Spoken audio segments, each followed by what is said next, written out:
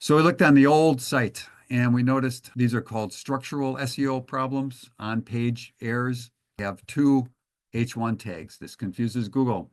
It takes the H1 tag and says, oh, this must be the most important thing. Why do you have two of them? And they don't even, the desk of metal experts, not necessarily a great H1 tag matching a keyword. The H1 tag should have some sort of keyword match for what people would be searching for. So you got two of them over here. And then the H2 tags are not utilizing to break up content and target keywords.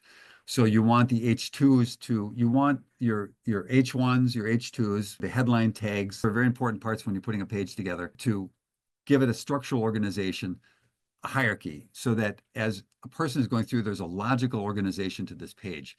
Oh, you're going to talk about non-ferrous metals. Are we going to talk about bronze first and zinc second and brass? What are the non-ferrous metals? Those would be good H2s. I'm just making that up, that kind of organize and categorize how this page is being done. So this is not good. It lacks read. We have very long paragraphs of text, not necessarily bad over here. And again, our metal experts over there standing by.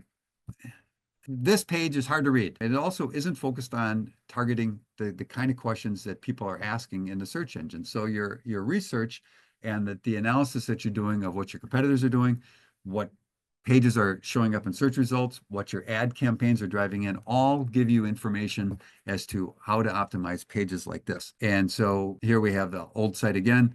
No, I'm sorry, this is a new site. Thank you. What are non-ferrous metals? What are non-metals? I don't know why we have that in there twice. What is non-ferrous metal? What are non-ferrous metals? Two different questions that users might ask. Obviously, this is an individual blog article. Is copper ferrous? Is brass? What is brass? Questions that people might ask in the metal industry for one of the blogs. And now we have an H1 tag that matches a search, H2 tags that is organizing this content and giving you very scannable, readable ways. So when you talk about optimizing for SEO, it's almost synonymous with optimizing for usability and readability. And what you want is when somebody lands on a page like this, that it's very scannable, very easily read, logically organized. It's a more pleasant experience. Google has ways of measuring that and seeing a page like this in its artificial intelligence, say, this is a well-organized page. Intuitively, or in their algorithm, they know that this page is well put together. They like to serve up better pages to people who are searching for stuff on Google, because if Google gives you a better experience, you are more likely to use Google, and then they can charge you money to get their ads placed on the Google page.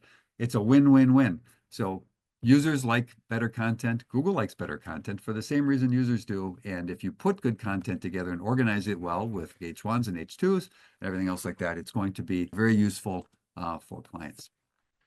So we found that if we used these keywords on our pages, these are just some of them, that we could improve results. And if you look at when we took over on the account and how many times we're in the top 3 on search results, top 4 to 10. So that's kind of where you want to be. And or you get featured in one of those SERP features, pops off to the side or underneath below. So on the very top of the page where you're getting featured, that's a prime spot to be. So the reason that you get in the top 3 or in a SERP feature is when Google likes your content. And Google likes your content because it's well organized. It's put together for good usability, good readability. It seems to be authoritative. It has the right keywords in there that match what people are looking for.